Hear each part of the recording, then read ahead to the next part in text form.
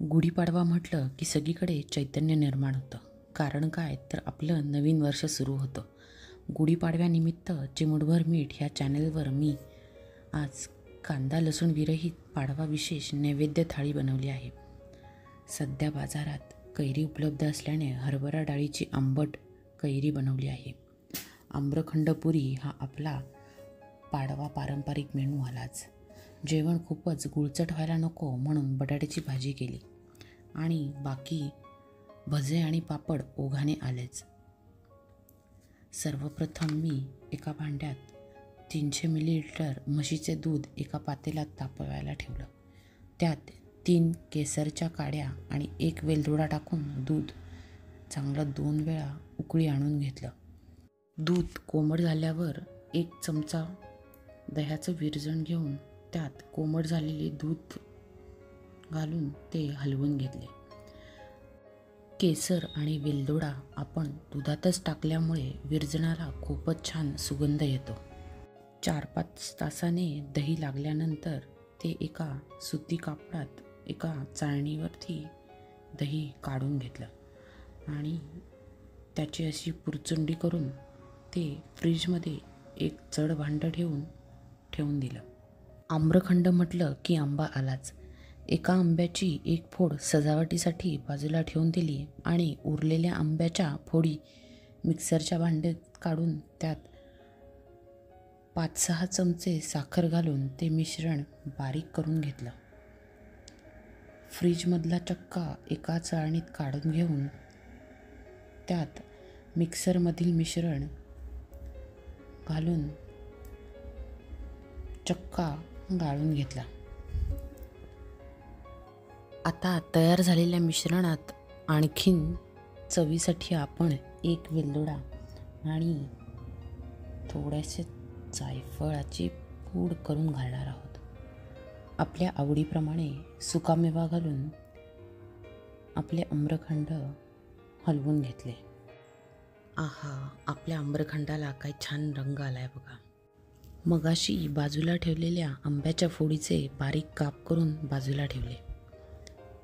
सर्व करायच्या वाटीत अर्धे आम्रखंड भरून त्यात आंब्याचे काही काप टाकून त्यात उरलेले आम्रखंड भरले. त्यावर उरलेल्या आंब्याचे काप आणि पिस्त्याचे काप टाकून आम्रखंडाची सजावट करून घेतली.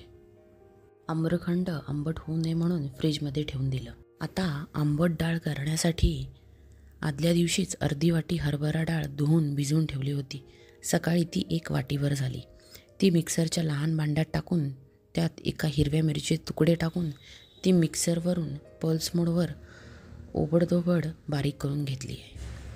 आता एक कडक कैरी तासभर पाण्यात भिजवून तिचा चीक गेल्यानंतर त्याला एका कपड्याने पुसून तिचे साल काढून ती एका मोठ्या किसणीने किसून घ्यायची आहे. आपली हरभरा डाळ 1 वाटी होती, त्याच वाटीने अर्धी वाटी किसलेली कैरी आपल्याला घ्यायची आहे. किंवा तुमची कैरी ज्या प्रकारे आंबट असेल त्याप्रमाणे तुम्ही ते कमी जास्त करू शकता. एका भांड्यात मगाशी बारीक केलेली डाळ आणि कैरी एकत्र करून त्यात चमचाभर कोथिंबीर, अर्धा चमचा मीठ, अर्धा चमचा साखर घालून मिश्रण हलवून घ्यावे. आंबट डाळीवर फोडणीसाठी एका कढईत 2 चमचे तेल घेऊन ते गरम झाल्यावर त्यात 1 चमचा मोहरी, अर्धा चमचे जिरे, चिमूटभर हिंग आणि पाव चमचा हळद टाकून फोडणी थंड झाल्यावर आंबट डाळीवर फोडणी टाकून मिश्रण चांगले हलवून घ्यावे. आपली आंबट डाळ तयार आहे. आता बटाट्याच्या भाजीसाठी मी 2 मध्यम आकाराचे बटाटे उकडून घेतले आहेत. बटाट्याचे साल काढून ते बारीक कापून घेतले आहेत. त्यानंतर 1 हिरवी मिरचीही बारीक कापून घेतली आहे. त्यानंतर 2 चमचे कोथिंबीरही बारीक कापून घेतली आहे. एका कढईत 2 चमचे तेल टाकून त्यात 1 चमचा मोहरी, अर्धा चमचा जिरे, चिमूटभर हिंग, पाव चमचा हळद, 4-5 कढीपत्त्याची पाने आणि मिरचीचे तुकडे टाकून फोडणी हलवून घेतली आहे.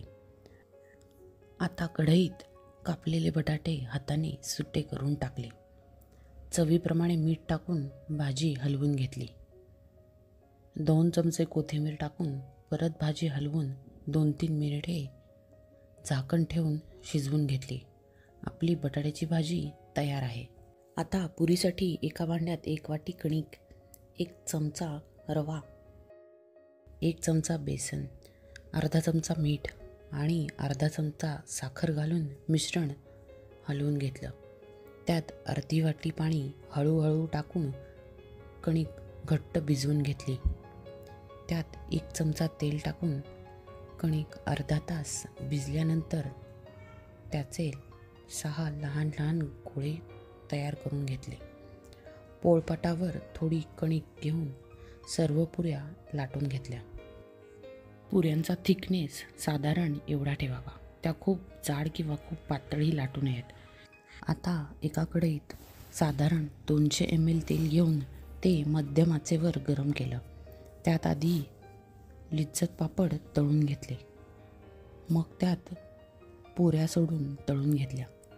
पुरी तळताना पुरी कढईत टाकल्यावर त्यावर कढईतले गरम तेल टाकल्याने पुरी अगदी टम्म फुगते.